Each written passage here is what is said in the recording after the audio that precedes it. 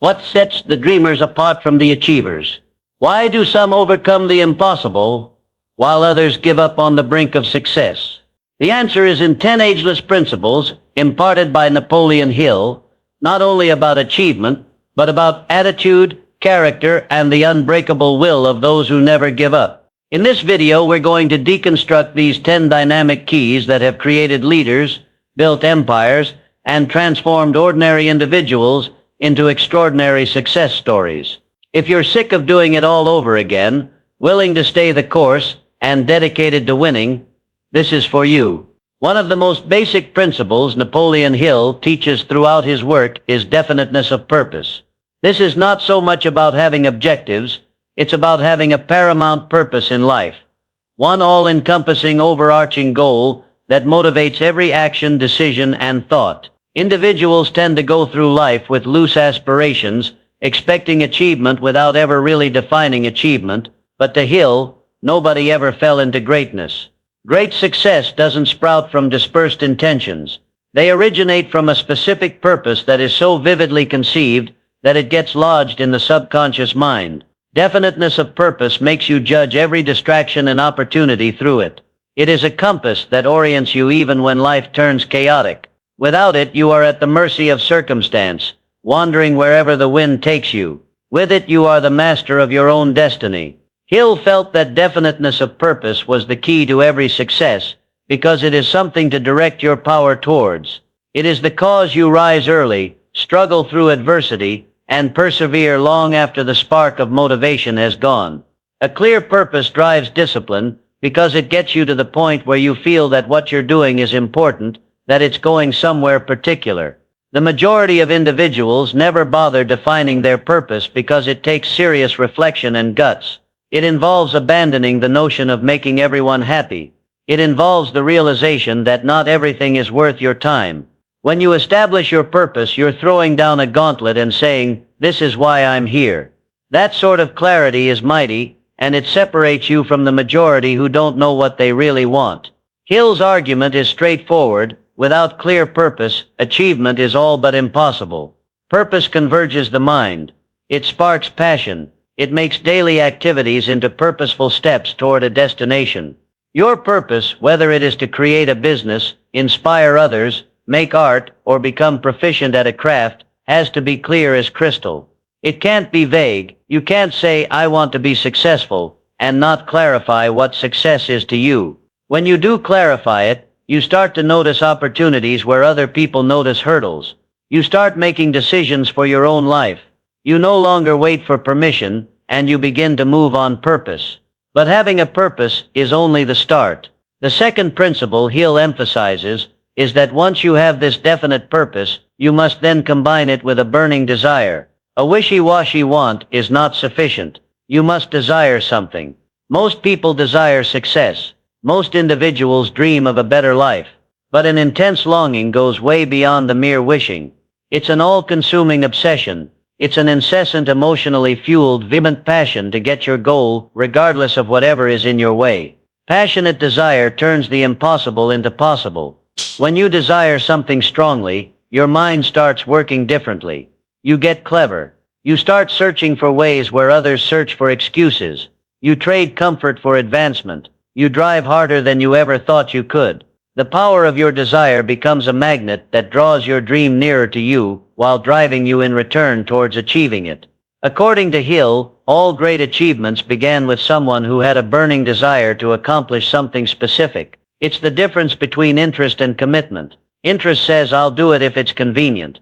Commitment says, "I'll do it no matter what." That kind of unwavering commitment only comes from a desire that is so strong it burns in your soul. Burning desire gives you the emotional power to persist. It carries you through the days when things go wrong, when people doubt you, when nothing seems to be working. It gives you resilience because giving up isn't even an option in your mind. The goal is so important, so vital to your sense of purpose, that stopping would feel like a betrayal of who you are meant to be. What makes desire burning isn't exactly intensity, it's persistence. It's arriving daily with the same flame, even when outcomes haven't materialized yet. It's seeing your aspiration so vividly in your head that it starts to feel tangible and behaving every day like it already belongs to you. Hill frequently mentioned the power of visualization, of imagining your desired result, with such specificity and feeling that it starts to feel like a certainty. That emotional resonance drives your determination and informs your behavior. Burning desire also changes your response to failure. Without desire, failure feels like an end. With burning desire, failure is a stepping stone. You learn, you adjust, you push once more. Most individuals quit after the initial barriers. They hear resistance and think they are not supposed to get through. But individuals with passion see resistance as the process. They understand that every failure, every setback, every doubting moment is just a test of how much they want it. And maybe the strongest part of burning desire is that it's infectious. The people around you sense it. They see it in your actions, hear it in your tone, feel it in your aura. That sort of passion draws in the right people, the right opportunities, the right energy. It creates influence and credibility. It gets others to believe in your vision, even when it's not yet reality. When definiteness of purpose and compelling desire meet, you cannot be stopped. One provides direction, the other provides fuel. Together they form the inner fire needed to push past any hindrance. Napoleon Hill instructed that all men and women who gained permanent success did so because they had a clear idea of what they were after, and they wanted it with every ounce of their being. That's not luck or talent, it's choice and want. Faith, as defined by Napoleon Hill, is not religious here, but a mind state so strong that it becomes the basis of all success. It's the internal belief that what you want is not just possible, but inevitable. It is faith without proof,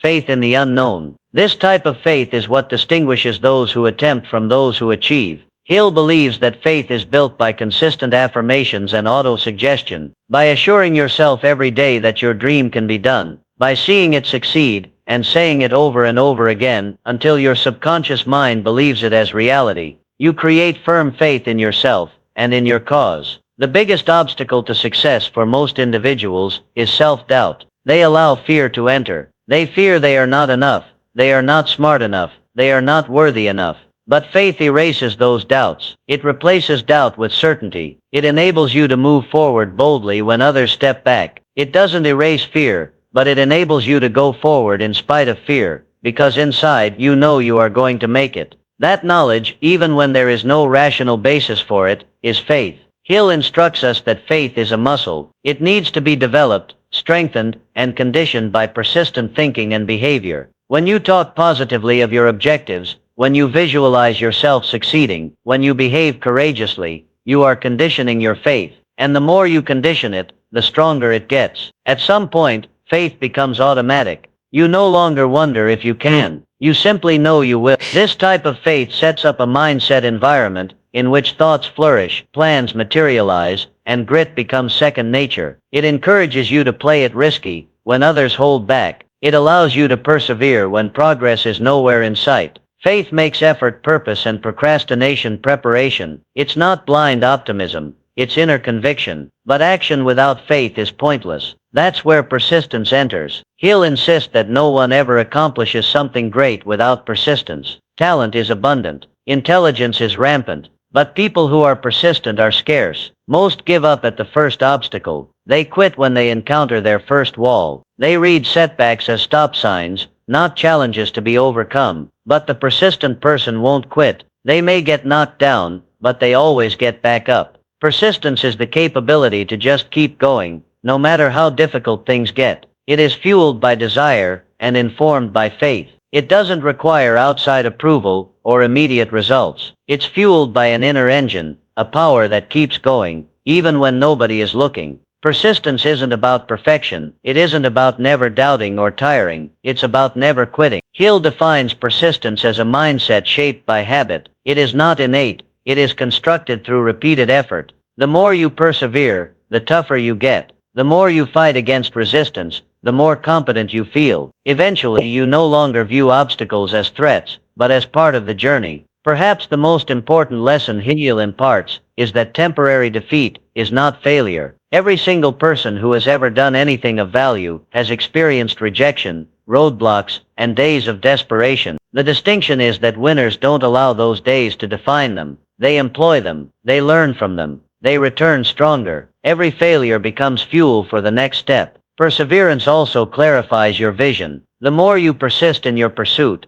the clearer your way becomes. Opportunities become visible where there were no connections are made, momentum develops. People begin to catch on to your persistence and believe in what you're doing. But none of that occurs unless you continue long enough to bring it to completion. Faith and persistence go hand in hand. Faith gives you the emotional strength to believe. Persistence gives you the physical strength to endure. Faith is your mindset. Persistence is your method. One feeds the other. When you persist and start to see results, even small ones, your faith grows. And as your faith grows, your ability to persist through even greater challenges increases. It's a powerful loop that drives success. Hill reminds us that success usually occurs right behind where most people give up. That last effort, the final attempt, the extra effort, that's where the breakthrough happens. The universe puts you to the test. It asks, how badly do you want it? And your response is not in your words, but in your persistence. Quitting is easy, it's cozy, but success requires discomfort. It requires grit. It requires you to arrive on the hard days, not only the easy ones. At times persistence appears as great action. At other times, it's simply showing up again, getting the work done, even when you're tired or discouraged. It's not always exciting. It's often quiet,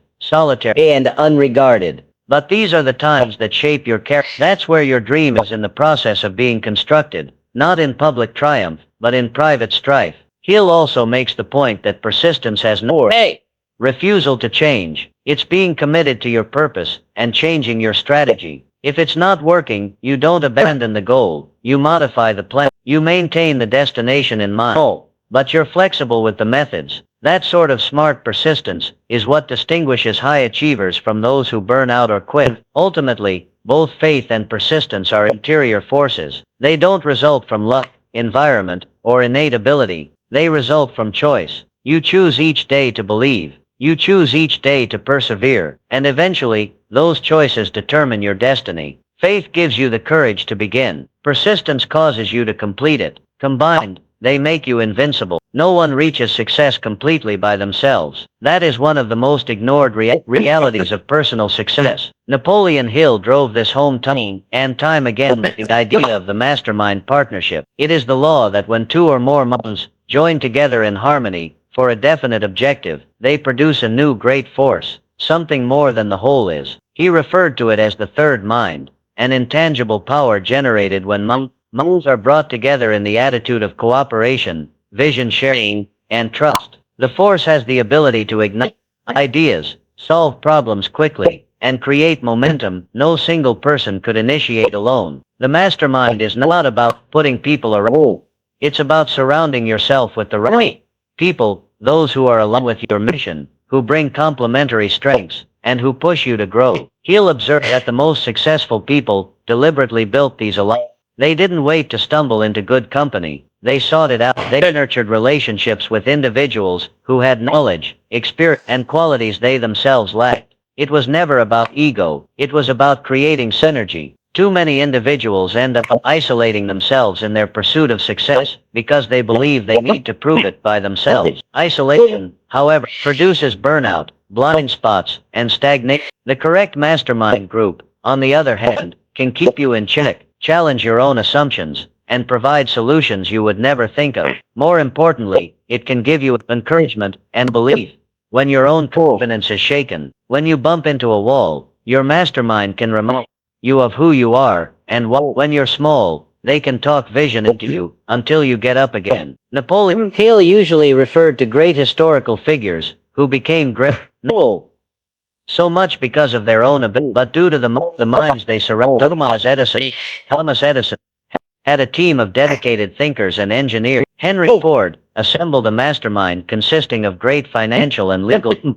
Although he did not have a lot of formal education himself, their success was no coincidence. It was the product of conscious. But mastermind partnership is not just a network or group. It's grounded in harmony. That equates to ego put aside. That equates to trust, honesty, and an ability to receive as much as give. Everybody wins, and everybody is invested in the bigger picture. Without harmony, the partnership falls apart. Without common cause, it loses momentum. Hill was the emotional and mental unit of the mastermind is what activates Such a group is formed and fueled by a shared desire. The potential becomes limitless. Ideas flow more easily. Resources expand. Courage grows. Confidence is reinforced. This is not just theory. This is how most breakthroughs happen through collective thought, not isolated effort. Still, even with a powerful mastermind around you, nothing moves forward until a decision is made. Decision is the turning point between thinking and doing.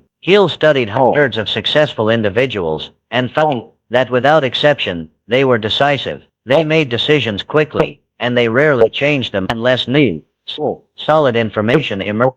Indecision, on the other hand, was the mark of failure. Individuals who procrastinate, who hesitate, who seek incessant reassurance are ultimately left behind. The world at where their goal is know where they're going and walk towards it with no. When you're decisive, people follow. Doors open because you convey clarity and conviction. The majority of people wait. They wait for the ultimate plan or person to say it's okay to take action. Winners know that perfection is a myth. Momentum comes from action, not thought. Hill insisted that decisions need to be made independently and not influenced by other people's opinions. Most of the time, people let go of their dreams because someone else does not believe in them. Family, friends, society. These voices can dilute your commitment if you let them. But the highly successful make decisions based on their own vision, their own want, and their own conviction. They realize that no one else can visualize what they do. The dream belongs to them alone, and so does the obligation to do something about it. Procrastination is the devil of decision making. It's the tendency to keep putting off what you know you have to do. It masquerades as caution or consideration, but what it really is fear in disguise. It keeps folks stuck in the same spot year after year, wondering why nothing changes. Hill warned that the failure to make decisions quickly and confidently is a symptom of fear, usually fear of criticism or failure. But ironically, indecision leads to the very failure people are trying to avoid. Decisive individuals are not careless. They research, they reflect, but when a direction is evident, they commit. They realize that decisions have risk, but they also realize that not to sell is the riskiest step of all. Doing nothing ensures nothing will get better. Action at least leaves a door open for success. In addition, when decisions are made and acted on, the universe responds. Things show up, resources materialize, a sort of momentum is set into play, but it all starts with one choice: to move, to trust, to go. Hill felt that successful individuals make choices and then flex situations to accommodate them, while unsuccessful individuals allow circumstances to determine for them. This is the distinction between being the architect of your life and the spectator. When you put a mastermind team together with a pattern of decisive action, you have a force that's extremely difficult to get. Your mastermind assists your thinking, provides guidance and insight, and then through your decision, translates the thinking into reality. This loop, joint planning, followed by swift action, is how dreams become out. You are no longer waiting. You are constructing. You are in motion. Greatness is not the result of intent. It is the result of purpose clearness, fueled by strategic partnerships and propelled by assertive action. Mastermind partnerships and decision making are collective elements of accomplishment. These are essential. Without them, aspiration is merely fact. With them, aspiration is a plan, and a plan is accomplishment. Napoleon Hill's message is straightforward but deep. Pick your partner carefully and pick your path assertively. The individual you have around you will define your journey, and the choices you decide on will determine your destiny. Both of these are up to you, and once you take hold of both, once you are full in charge of your mind, your network, your decision, there is no end to what is Paul. Imagination is the workshop of the mind, the site where all plans, dreams, and wishes are first put into shape. Napoleon Hill knew that all that man has ever produced started first as a thought, a mere idea conceived in the mind before it existed. It was whether the light bulb had been invented, some great companies formed, or some global movements undertaken. They all started with imagination. It is imagination that enables us to close the gap between what is and can be. Hill made it clear that imagination is not just for artists or inventors. It is a critical tool for anyone pursuing success. There are two types of imagination, synthetic and creative. Synthetic imagination is when we arrange old ideas, concepts, and plans into new culminations. It draws upon our experiences, education, and everything we've been exposed. It is a practical and forceful kind of thinking because it allows us to take what's already out there and adapt it to our own purpose. Creative imagination, by contrast, is more instinctual. It accesses the subconscious mind. It is the source of brand new thoughts, sudden flashes of and bursts of inspiration that appear out of no. Both are precious, and Hill felt that anyone can build and enhance both types of imagination through practice and design. The individual with a strong imagination takes problems quicker, turn fast, and capture opportunities that others do not see. They can see possibilities when none exist. This skill is particularly vital when confronted with challenges where others perceive obstacles. Creative minds perceive new perspective, new approach, and new direction. Imagination makes problems, stepping stones, and failures the setup for something better. It enables you to live in your mind in a future that does not exist yet, and that future starts to become real. The clearer you picture it, the more your actions start to confirm that mental picture. Visualization is a method that Hill recommended. Cultivating imagination. He counseled that you envision your target, visualize what it will feel like to have accomplished it. Visualize the sounds, the talk, the setting. Repeat this exercise consistently. Imprints your goal on your subconscious and charges your faith in it. The clearer you visualize it in your mind, the better the chances that it happens. Your imagination starts to generate ideas, draw people to, and bring circumstances into your life that fit within the vision. But imagination is only half of it. It provides you with the vision,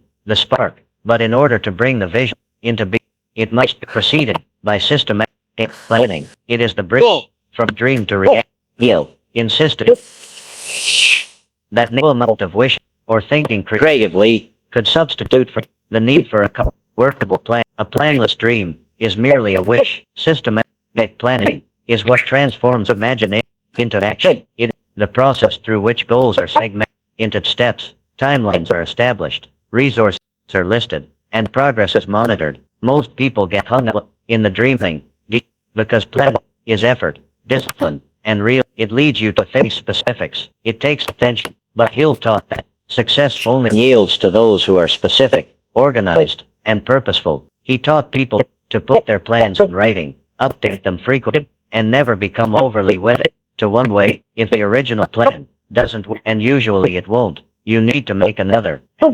Patience and adaptability in the context of planning are necessary. Failure is not an excuse to give up on the goal. It's an excuse to better the strategy. The secret to organized planning is beginning with what you can influence. Start with the resources you currently possess, skills you have, and contacts you have. Write them down specifically. Delineate what you must obtain, information, alliances, money or expertise, and develop steps to go obtain that. Planning is not about waiting until all is well. It's taking what you have and moving forward and adjusting as you go. He'll stress the need to take action now, even if it's merely a tiny first step. That first step gains momentum and provides you with feedback to correct your path as necessary. Another key aspect of structured planning is teamwork. This is where the mastermind concept merges into your strategy. He'll urge the building of a group or network of individuals who can assist you in implementing your vision, whether they offer guidance, technical expertise, emotional support, or fiscal support. Each individual should be assigned a specific role within the plan. Delegation, clear communication, and mutual responsibility bolster your strategy and decrease the load on you alone. Organized planning also requires the habit of evaluating. Hill suggested regular reviews of your plan's progress. What's working? What isn't? What needs to change? Most people fail not because of a lack of ability or ambition, but because they never take the time to assess and improve their approach. They repeat the same ineffective actions and hope for different results. A true plan evolves. It sharpens over time. It becomes more effective as you gain experience and wisdom. That's why putting down your plan and rereading it regularly is important. Planning also makes you confident. If you know what to do, when to do it, and how to track your progress. Fear will begin to dissipate. Uncertainty dwindles. Doubt is exchanged for clarity. You'll go from feeling controlled by circumstance to feeling in charge. Even when obstacles appear, your plan provides you with a platform to stand firm. You don't need to wing it. In the moment, you already have a structure that informs your choices. Hill also thought that time is involved in good planning. Each goal has the right time and right speed. You have to be thoughtful, not merely busy. Planning makes you move with direction instead of reacting to situations. Planning prepares you for opportunities so that when they come, you're ready to respond. Most people lose their opportunity because they weren't ready. They had the dream, but not the plan. They had the desire, but not the execution. In essence, imagination provides you the destination, while planned execution provides you the method. Both are essential. Imagination, without a plan, leaves you with nothing to target. The plan, without imagination, has no destination to arrive at. Hill's message is clear. Great achievement demand both vision and structure, both dreaming and doing. The most successful individuals are those that are able to dream big and act systematically. They know what they want. They see it vividly. They envision new possibilities on a daily basis, and then they sit down and systematize every detail, every move, every resource available to translate that vision into a real, tangible outcome. What distinguishes people that dream from those who accomplish? Why do some rise against all odds, while others quit just before the finish line? The answer lies in 10 timeless principles shared by Napoleon Hill. Lessons not just about success, but of mindset, character, and the relentless spirit of those who refuse to quit. In this video, we'll break down these 10 powerful keys that have shaped leaders, built empires, and turned ordinary people into extraordinary achievers. If you're sick of having to start over, willing to stay the course, and determined to win, this is your time. Success doesn't belong to the fortunate, it belongs to the dogged. Be clear on what you want, believe in it completely, plan big, and never give up. Winners aren't made, they're forged through intention, passion, and unrelenting determination. The rest is in your hands.